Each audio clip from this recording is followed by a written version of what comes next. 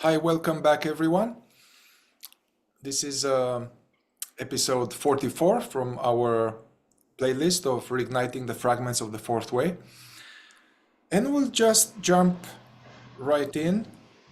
We'll continue from last week, which was on the topic, exploring the topic, the big topic, daunting and topic of about God, on God, deepening realization on the reality of God and how we understand God depending of where we are. Our own level of consciousness, our own level of sleep or wakefulness will determine our understanding of the divine and our so-called relationship with it. And watch here before the playlist, and this is a continuation. So, Peter, did you have any thoughts or directions of inquiry exploration to continue with this topic? I thought, picking up where we left off last time, more or less, and just pondering it more and having more insights about it, a few things that I realized more clearly. One is that as human beings, we have this sense of identity, this feeling of I being this person. And we look for, you could say, we look for quote unquote God from that perspective. And we assume that God also has an identity. Because we have an identity, we assume God has an identity. And then our sense of identity goes looking for that identity of God. And what I realized more clearly is this may sound odd, but God does not have an identity. This thing, God, this absolute consciousness, it has nothing to do with an identity. And you can know this because as consciousness, awareness amasses more self-realization, there's less and less identity. It's less and less a feeling of identity. There may begin to be more a deep sense of being. But even beyond that, even that deep sense of being can be observed from beyond that. And there's not even a sense of being as such. Because even when you feel this sense of being, it's kind of like a deeper sense of identity, of presence. But beyond that, there's no identity and no being. What's what the non-dual teachings talk about, non-being, actually. Non-being is beyond the feeling of the sense, feeling, it's hard to find the right word for it, of being. And another thing is we normally, as human beings, we suppose that we should be able to see God in some way. We're looking for God and we expect we'll see God and that God will have this identity and God has a head and God has eyes and a mouth and God can talk to us and we can talk to God and all of this. But in fact, God, what is called God, I'm using that word, but I'm intending it more in the sense of this absolute formless consciousness of awareness that encompasses everything we know, and that it is invisible. And just like our consciousness is invisible, this God has no space, no time, no identity, no being. It's actually something beyond, encompassing, including all of those, and yet something beyond all of those also. And this is true of our consciousness. And the more consciousness realizes itself and realizes its own See, consciousness cannot see itself. This is very interesting to consider. Now, we're stretching our minds here, but this is very interesting to think about. And that is that this absolute consciousness of God also does not see itself. It sees everything in its, let's call it creation, in its, let's say, body and in its mind. There's a body of God and a mind of God, but the consciousness of so-called God does not see itself. Just as we don't see, our own consciousness doesn't see itself. It knows itself, doesn't see itself, and the mind cannot see it. And certainly our mind cannot see God. Now, what's interesting, if you think about this, if you use this idea that God has a body and a mind and consciousness, exactly like we do, that we are designed in this image of God, as the saying goes, that look around you. Here's the body of God. We're in the body of God everywhere you look. And this idea, wherever you turn your head, you see God. The way I understand this now is that means you see the body of God. You're not seeing the mind of God. You're not seeing the consciousness of this absolute universal, multi-universal awareness. But here's the body. It's right here. We're in it like a cell. We're like a cell in this larger body of God. And scientists, you can say that scientists are spending all of their time studying the body of God, investigating the body of God, trying to figure out how it works. What is at its basic, what makes its basic operation happen?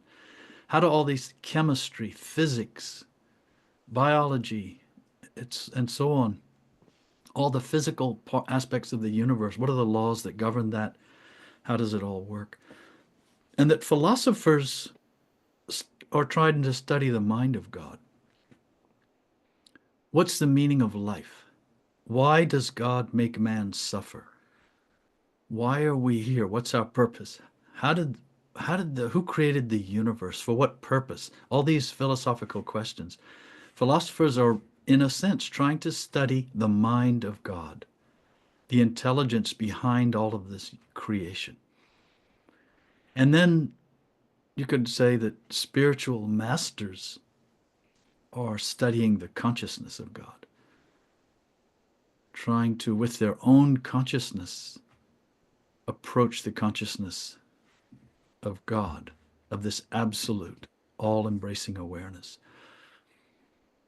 And what's interesting to me about this is the scientists will never, they're barely touching their investigative area. They will never fully fathom with the human mind and human instruments this body of God. And philosophers also, it just remain theory and talk and discussion and ideas. The real mind of God is elusive to the human mind.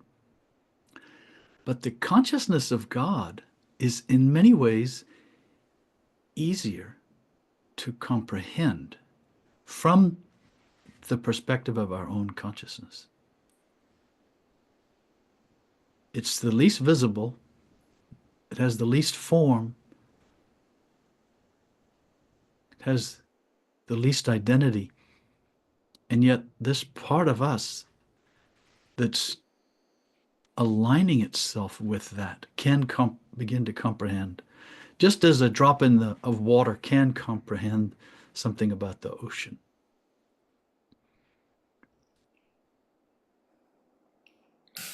This is a big topic, and I can understand why many people are afraid to talk about it. But it is something, it's very close to us, actually. It's real. It's huge, but it's real because it's related to the most real part of us, our consciousness, our awareness. And we need not shy away from it, but we also need to understand it from the right perspective, and that perspective is from consciousness itself. We can know as much about the consciousness of God as we know about our own consciousness.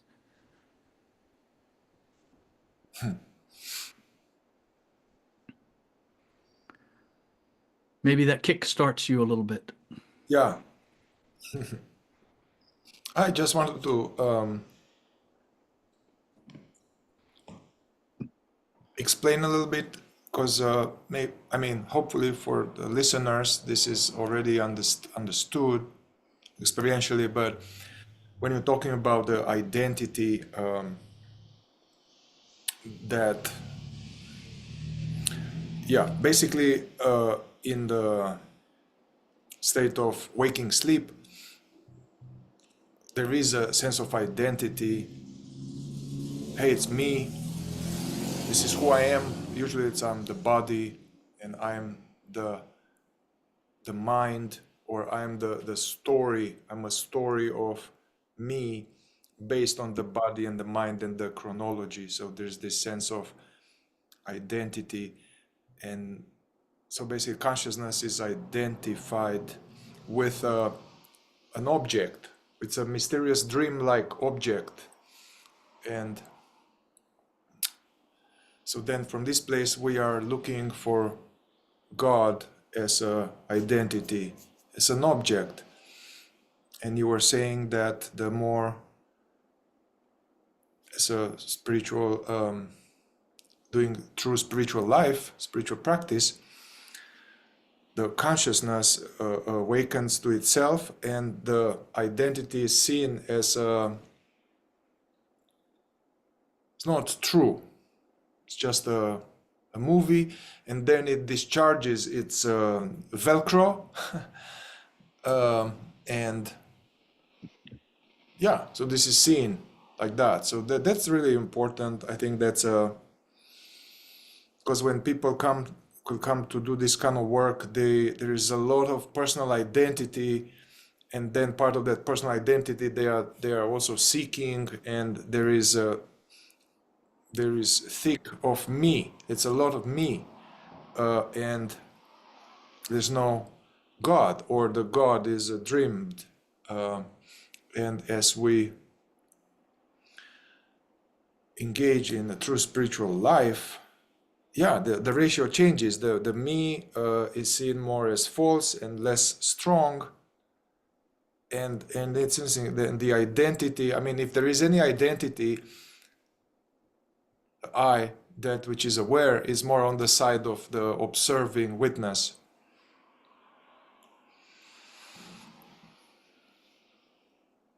But what the whole thing that you presented makes me think of various deep esoteric phrases, like, or maybe bookmark this for now, because I had another association based on what you said with the mind of God. I remember that some wise people were suggesting that, let's say, just like there is a thought in this mind, there's a thought of something or a story, the life of Mihai, or the life of Peter, or the life of Alexander Macedon, Alexander the Great, it's a thought in the life of God, the thought in the mind of God. All of this, that's interesting way to look at it. But the key esoteric phrases will be like this. Jesus apparently said, I and the Father are one, and Atman is Brahman. This is essential key in the Bhagavad Gita, the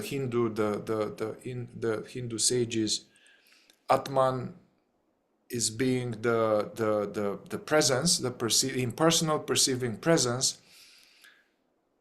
And they were saying, like, hey, it's not that Atman, the presence, will merge with God or will attain a bigger universal consciousness. So Atman is the presence, and Brahman is God, the absolute. And the sages will say Atman is Brahman already. Doesn't need to merge, doesn't need to. So that's what you are alluding to.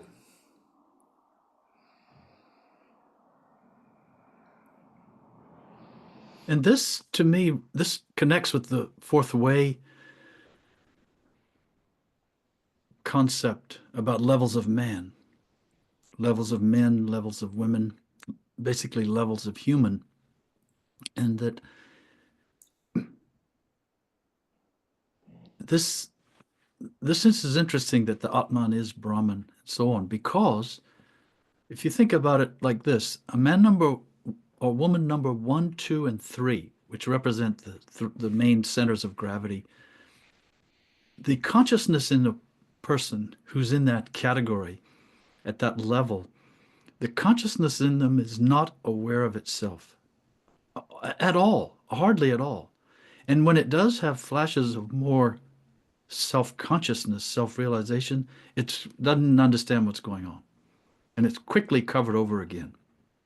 And so they're like people who are on dry land and don't know. This is just an analogy, of course, but they're on dry land. They hardly even look at the ocean. They hardly concern themselves with the ocean. And then a man number 4 represents someone in whom the consciousness is akin to now walking to the shore's edge, to the land's edge, to where the water is, the ocean. And it's quite interested, it's curious, it's looking out, it senses something familiar here in this oceanness, this vastness, this awareness, this consciousness.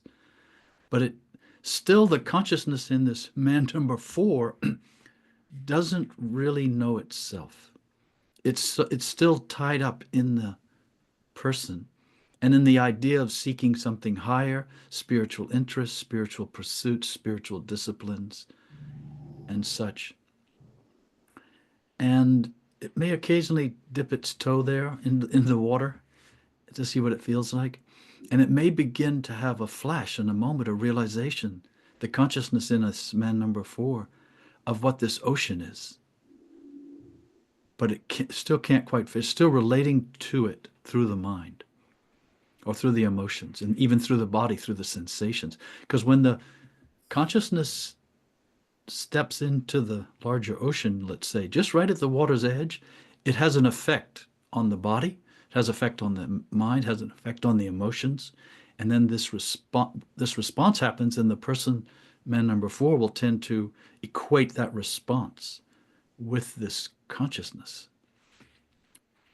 which it's not. And then a man number 5, you could say, represents someone in whom consciousness, it's as though now the consciousness in them is now in the ocean. It realizes it's in the ocean. It knows it is a drop. This is like a baby Atman. It knows it's a drop. The consciousness, not the person. The consciousness knows it's a drop in this larger body of consciousness. But it still feels distinct as a drop. Even though it is a drop, it is legitimately part of the ocean, it still experiences itself as a sense of being as the drop. It knows it's no longer on shore. It's not on dry land. It's now entered this other world. And so it knows it's in the water. It knows it is a drop, but it still is feeling distinct. It's still Atman, kind of knowing it's Brahman, but not really, because it still feels a little separate as a being. Because when we begin this search, let's call it, our sense of identity imagines that if we awaken, if we become more enlightened, if we grow spiritually, that what will happen is our sense of identity will become even more distinct and more profound. And this isn't quite true. It's true that consciousness does become more profound and deep, but it now moves in the direction of less and less a sense of identity. And so to continue this analogy with this idea of levels of man, levels of women, levels of human, a moment happens when the drop suddenly is able to transcend its feeling of distinction as a drop. And now it merges with the ocean. And in my understanding, this is really what a man number 6 represents in the 4th way. Someone who's, let's say, made it all the way through the stages of what is called a man number 5, just as a man number 4 crept closer and closer to the water's edge, dipped the toe in more and more often, and finally some kind of transformation happened whereby now they're in the ocean. The drop is distinctly in the ocean. And then at a certain point, the drop merges with the ocean. And this is the identity of a drop disappears. It's no longer there. Now, it doesn't mean it'll just happen overnight and it's done, it's finished. No, it may still sometimes think, Atman may still think it's Brahman. I mean, Brahman may still think it's Atman, something like that. But you can see this analogy, this idea. And this is what's happening to consciousness. And then God, of course, is this, I mean, you can only think about it so much with your mind, what this means in this analogy of the ocean. And ultimately, God may even be beyond that ocean, the source. No identity, no form, no sense of being, not visible, not seeable, just knowing itself. Those words sound so inadequate to think about what that would mean on that vast scale, in that vast dimension. The trouble we have, of course, is we think about this so much from the mind. We imagine we can embrace all of this with our mind, and we can't. This is why this idea of trying to be present, trying to, as the fourth way says, remember yourself, which simply means to be aware of being aware, wherever you are and whatever you're doing. To be aware of yourself, observing yourself as you observe yourself, and so on. All of this is nourishing. This is consciousness gathering itself more and more often in the attempt to regain really its own mass, its own nature. And a man number 4, you could even say too, can get excited about the ocean, but tends to kind of run up and down on the beach and look for another indication of the ocean. Wait, here's one. No, let me see. And then at a certain point, though, the consciousness realizes there's only one ocean. There's only one thing here.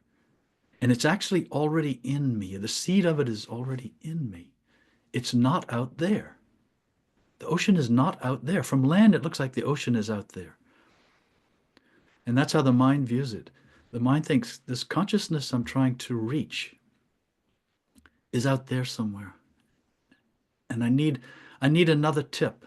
I need another book. I need another retreat. I need another this. It's always something else. See, that's the mind doing that. Consciousness, when it begins to realize itself, realizes it's actually always been here. It just didn't know it. And that's when the real growth starts happening in terms of this drop. And you could even think of it, the drop gets bigger and bigger until it kind of pops into the ocean. It finally realizes itself as the ocean, which it was always a part of. This is also interesting. As the great masters say, we're not trying to create something that doesn't already exist. Yeah. We are already where we're going. Consciousness doesn't know it. Consciousness is ignorant of itself. The big illusion. Yeah, that's important. This I remember first time I heard this, that I heard it and it made sense, but it made sense intellectually. And Which part? Heard what? Yeah, long time ago, David Hawkins was talking that, hey, we are not, and using the metaphor of the sun as being self-realization or God realization. And he said, we're not trying to make the sun or to ignite the sun or to try to make it happen. It's just like, well, like the sun is already always there.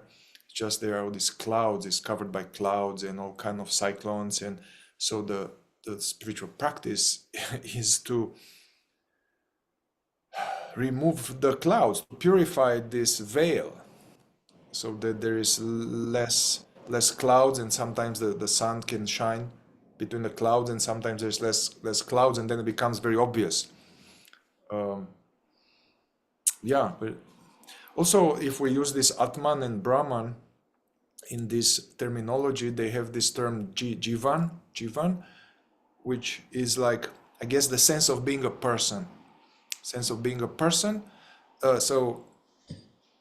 basically the Atman, the presence, is ignorant and feels and believes to be a person, which they call in their terminology jivan. So that one is like the sense of being a person. Then the clouds, so I guess the initial phases for man number, trying to become a man number 4, and man number 4 practice is observing this sense of being a person and all the patterns and the lies and the contradictions and the dreamings and the inner considerings and all of the obstacles, the features. And in the seeing of it, if it's done in a skillful way and with right understanding, in the repeated seeing of the jivan shrinks, the sense of a person shrinks. And so there's a process of purification, purifying oneself from the sense of small self, you know. I guess Jean Klein was saying something like, yeah, I think you like this one, you quote it often, in your absence is your presence. In the absence of identified as a person, there is the presence. Yes, only in the complete absence of yourself, meaning the lower self, this feeling of I, only in the complete absence of yourself are you fully present. Something like that, yes. Yeah. And this is interesting what you said, because to me, it is true. There is a phase, there is a period, you're really going from somethingness, feeling of being someone, to nothingness. And that can feel empty and feel disorienting. Yeah. Yeah. But in fact, it's the predecessor to this awareness, which is like a no-thingness, formless presence, cognizing itself as that, no longer with any association to the feeling of I. Like Gene Klein also said, you are so accustomed to, what was it? You are so accustomed to basically, pardon me, you're so accustomed to thinking of yourself in relation to what you're observing. You're always feeling your sense of being in relation to what you see, in relation to what you observe, be it inside you or outside of you. And this seeing doesn't know itself without any relation to what it sees. Yes, Yeah, this nothingness is not nothing. It's the real something. But we're not used to that. We think, no, we need this blanket of identity, this garb of person, because and it's nothing wrong with that. That's what we thought we are. Yeah, now we are going more like, let's say a practical way how to do something practical around this journey to, yeah, Journey to God. journey to God, journey in God. But what Jean Klein said, always kind of you are involved, you are getting involved, consciousness is getting involved with what arises. And so that's a very practical, it appears in any serious tradition, Buddhism, non-duality, fourth way, to have this quality of uninvolved observation, which is hard. It's not so easy. Whatever arises to notice it, but not. Usually, the tendency is to go and observe something and then not like it and think about that, and we observe a little bit and get sucked back into the person and not liking, disliking. I still have this commentary. So this idea, Rodney Collins would say, to observe yourself as a curious, interesting stranger, or this uninvolved witnessing and allowing things to be as they are. This equanimity, observing whatever arises and not try to make it better, to change it, to improve it, to get rid of it, to analyze it.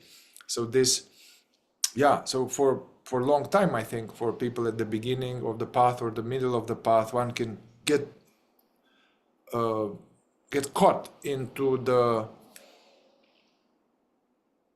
what is observing, and it becomes now some kind of spiritual ego, spiritualized ego, or working ego. And it's because the consciousness is still caught up in the mind trying to be conscious. Right. A lot of the things you described are, yes, I'm not going to get involved in the thoughts. I'm not going to attach them. It's the mind is now, a part of the mind is trying to disassociate itself from the rest of the mind at work. And then it wants that to be consciousness. And yet what can happen is then you see that too.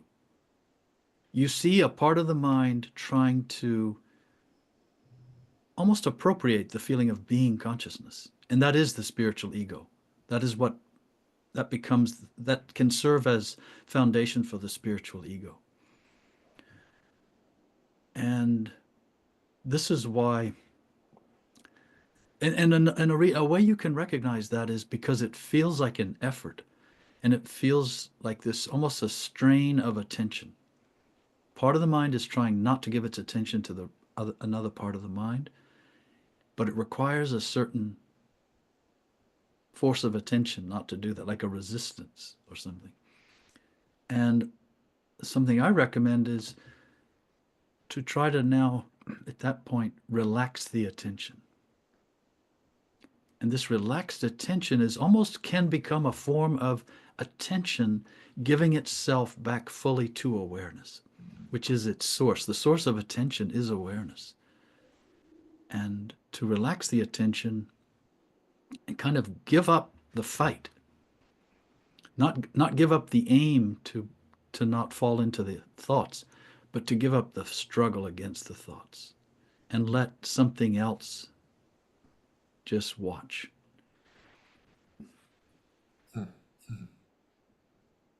As I say sometimes too,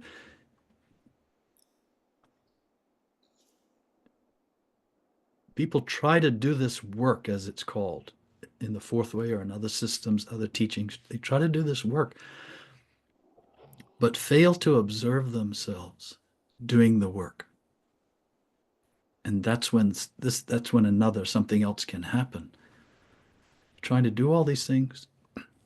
When you see yourself doing this resistance thing with thoughts, now you're observing, something's observing that too. Yes, awareness slowly extracts itself out of itself, out of all of these forms, extracts itself, distills itself out more and more and more. So this idea of God, all the way to no identity, none, no sense of identity, even sense of being, non-being. And Pure seeing. It is a lofty goal. It is. But you know, Mihai, we live in this age now, in this time in the 21st century. For whatever reason, we can speak like this. And we can address this in very practical, real human way without the adornment of a lot of sort of mystical imagination.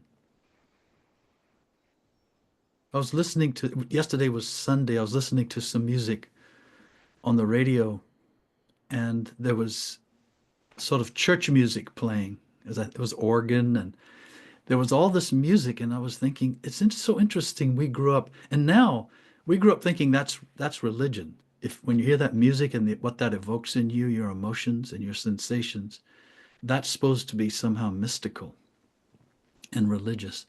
And now we have new age music.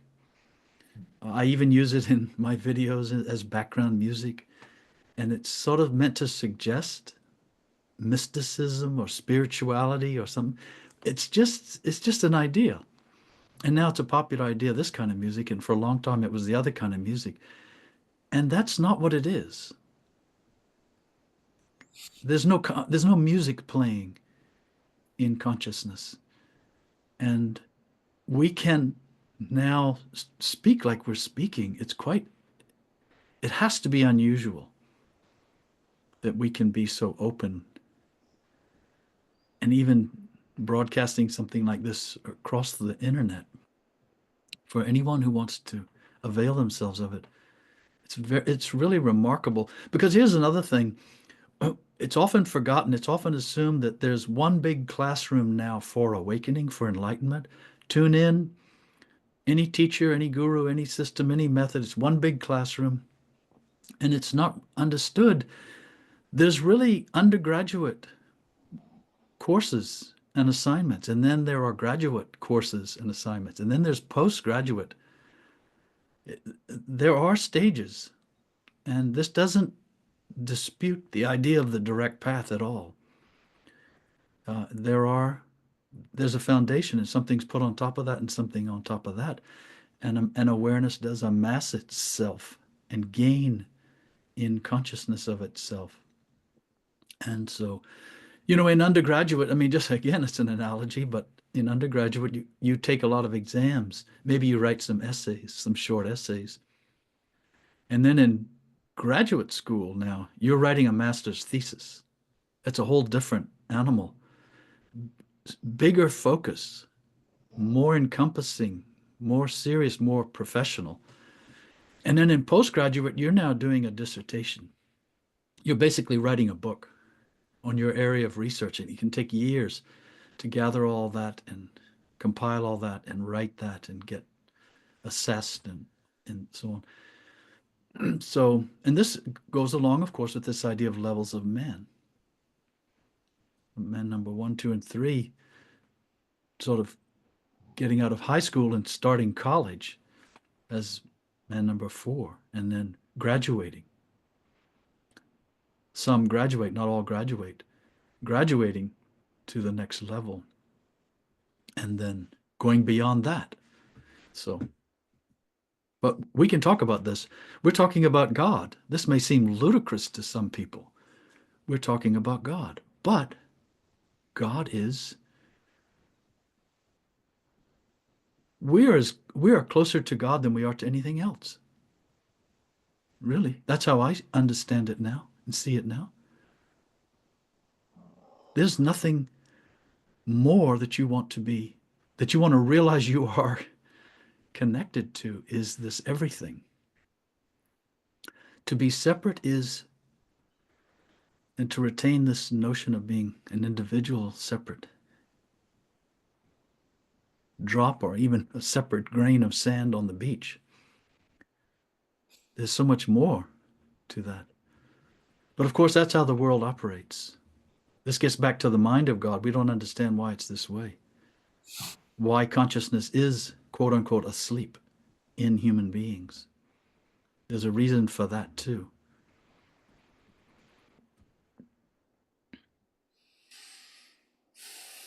Yeah, I'll just go back a little bit. I mean, I'm aware that this discussion, although it's on the internet, and this will be totally incomprehensible unless you have already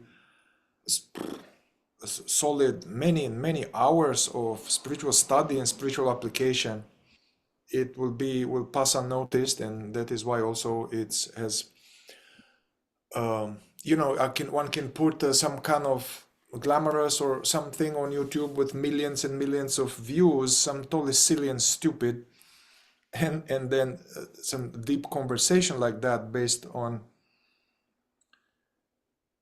years and years of interest and exploration. This will have very very few views, so it's like unnoticed, and so we can't get the perfume unless we are already studying perfumes for a long time. But yeah, this idea that the work changes, and the conscious, the spiritual practice through practice or sadhana changes depending where we are. And I'll just want to bring it back a little bit, because you mentioned, at some point there is just there are thoughts, and just let them be, and one is not sticking to them and not fighting the thoughts and not managing the thoughts. It's just thoughts, but one sees clearly one is not the thoughts, and consciousness is something else in which the thoughts arise. There's no need to do anything about thoughts. Yeah, but somebody, let's say, new, that's not possible. That's not somebody newer coming to the work. That is not possible to verify this or accomplish that, because the thoughts are so many and so thick, and the consciousness is so dormant. So one needs to stop thoughts sometimes, to do certain practices to interrupt the momentum of the daydreaming. And that's what I'm alluding here. They are just like with the gym or bodybuilding. We start with certain things, certain small dumbbells, and then we get to heavier weights, and it changes.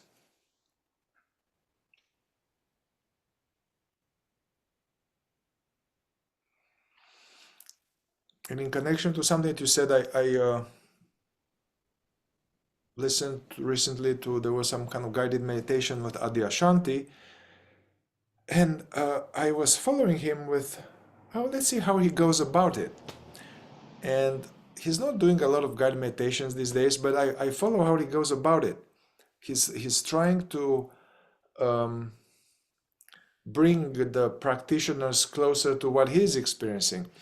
And I really liked how he went about it. He was like, hey, watching the breath, but particularly the exhalation, and using this like just being aware of the exhalation and just letting go of tension, just being. Then he had people like, okay, notice now there's at the bottom of the exhalation, there is some just being, just here and now. Yeah. And then he did that for some time, and then it's like, okay, forget about that. And whatever thoughts you have, let them happen. Don't fight them. Just don't worry about it. Don't be so interested in them. Don't interfere. So he touched the level of the thinking. And then basically he was like, and there is this sense of inner quietude. They call it the fourth way, quiet place within, the quiet place within, the aware space. There's this sense of inner quietude. Try to give your attention to that, and offer your attention to that sense of quietude, and then see how actually it pulls the attention, and just enjoy that. So I really love that. Went through, but somebody newer on the path, that's just to be aware of exhalation is not possible. It's so much static. Also, to just let the thoughts be as they are, that's not possible. So there are, I guess, stages of purification, stages of growing, the ability to witness. And this keeps going towards what you started us off.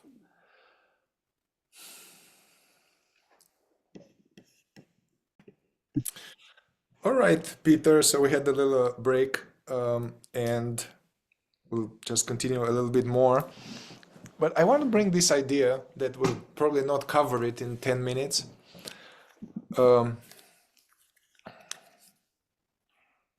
Even in the fourth way map,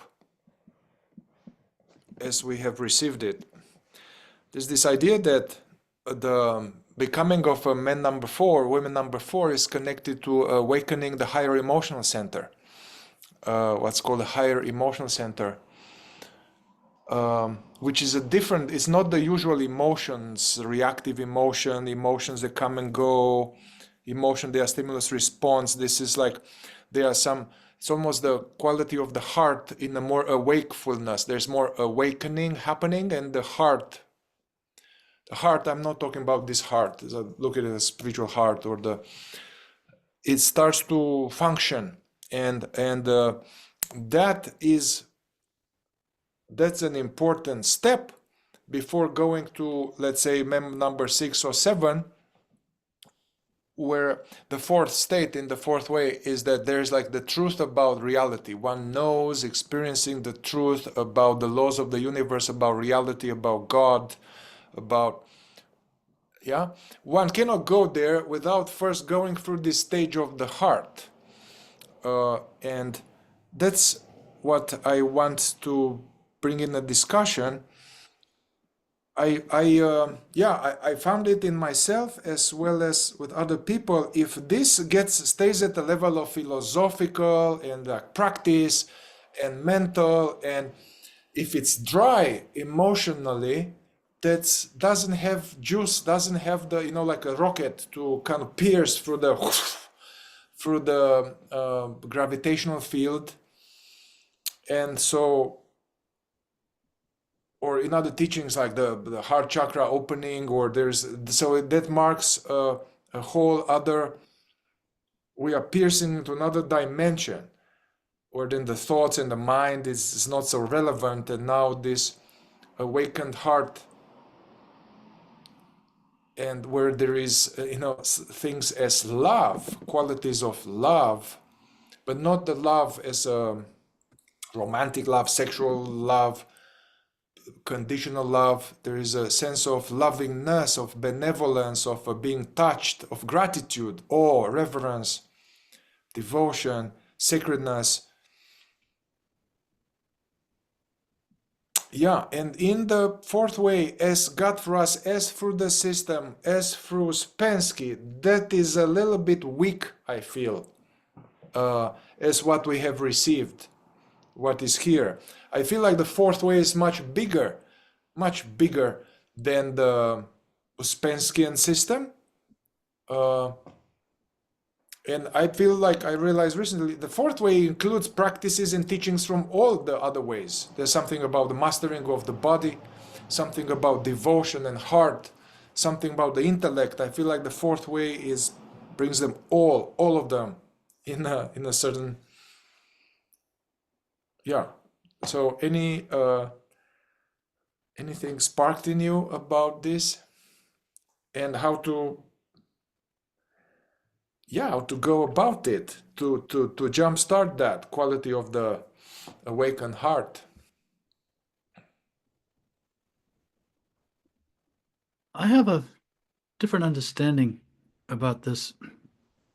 I don't know if we can cover it in a few minutes here, but We can launch for the meeting. Yes, in simple form, that the what's called the higher emotional center in the fourth way is a characteristic of what's called a man number 5.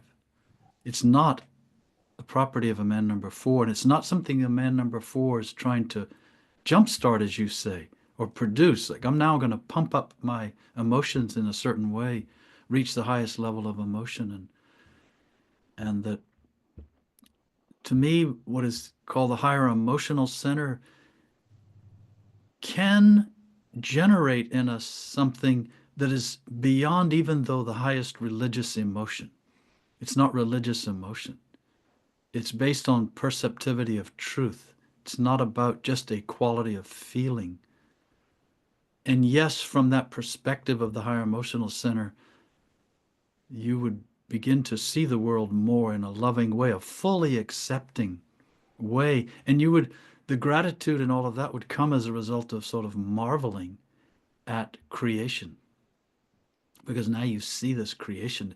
You're not shut up in your own thoughts, in your own mind, your own story, your own life and problems and on and on. And now you're actually looking out the window and you're seeing what's in front of you. And it's incredible. The littlest thing, and certainly the biggest things. And now there's this capacity to see in a much deeper, broader way. And it does evoke more profound response. But I would say too that a way I explain it is that there's what's called, after the higher emotional center in the fourth way, there's something called the higher intellectual center. And this doesn't mean our normal emotions or our normal intellect. It's not meant to equate with that. But that's more a characteristic of what's called Amen number 6 in the fourth way. And the way I see this is, this is more like, think of consciousness in us as like an aperture. There's an aperture in us, like a camera that lets in the light. And there's this aperture in our being, and it starts to open with consciousness. And now the consciousness can come in, and it can also go out. And the aperture open a certain, let's say halfway, represents what the fourth way calls the higher emotional center. And then it can open up even farther. And when it's open pretty much all the way, that corresponds with the idea of the higher intellectual center and beyond. And so it's the degree of light, the degree of consciousness, awareness that's now flooding your being. And it's causing a different quality of emotion. It can also evoke a different quality of thought. And so you can have more clear thought, more simple thought, deeper thought, longer thought. It happens because there's more light now coming through the aperture. More light is entering the intellectual center, and more light's entering the emotional center. And they respond accordingly. They themselves are not the light, but the response in the human being. And I also feel, pardon me, I also feel that with the fourth way, and this idea the fourth way is dry, intellectually dry, that's not my experience at all. And that this is where this area of the idea of trying not to be identified, trying not to identify is direct work on helping this aperture to open. Identification really means this aperture is slammed shut. It's closed. It's kind of rusted almost in the closed position. And we're trying to oil it and help it open by trying not to be so identified with things in us and outside of us. And then the same with negative emotions in the fourth way. This is a big part of this effort to purify the emotional center in such a way that it can help this aperture open. But that our emotions, which we experience as humans, in this emotional center it's not the higher emotional center. And it's not something we can pump up from below.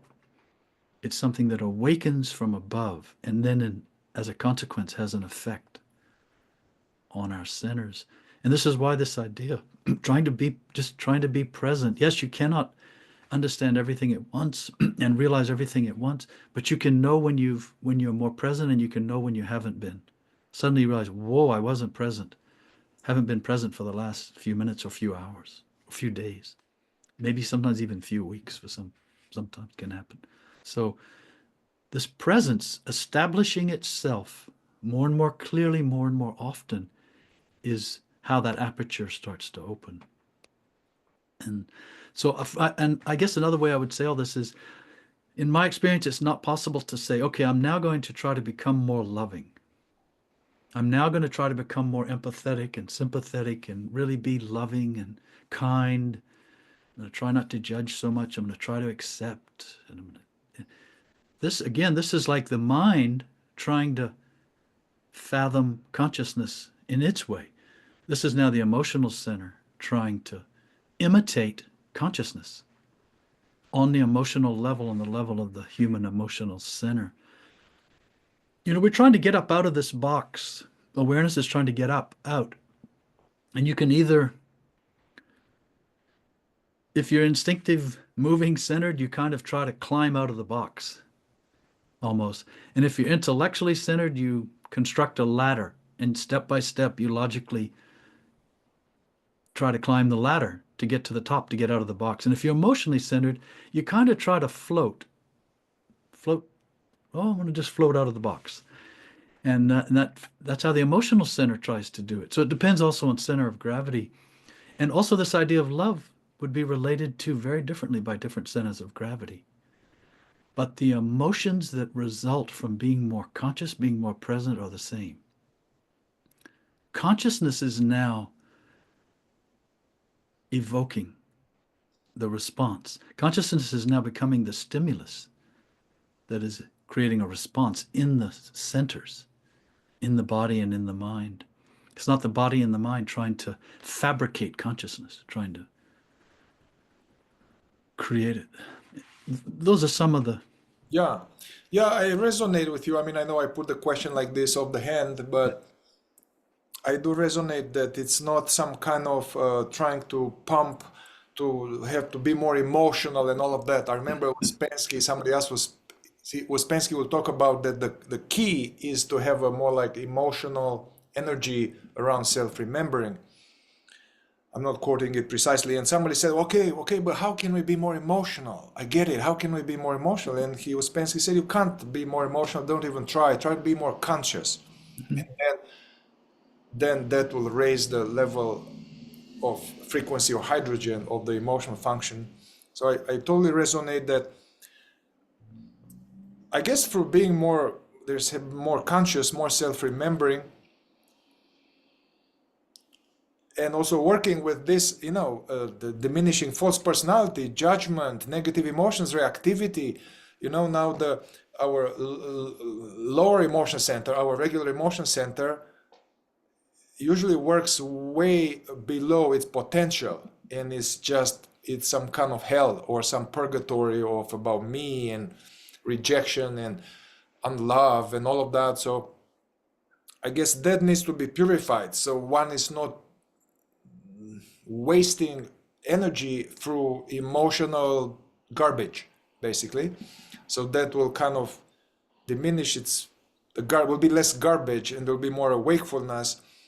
And then there is I totally resonate with you that then there will be some other emotional atmosphere will happen by itself. One is not forcing it.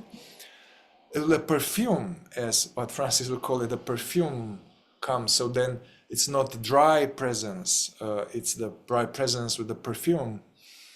And yes, if it's dry presence, it's principally the mind, or in many cases to the instinctive center. We're now restricting our idea of consciousness and awareness to instinctive kind of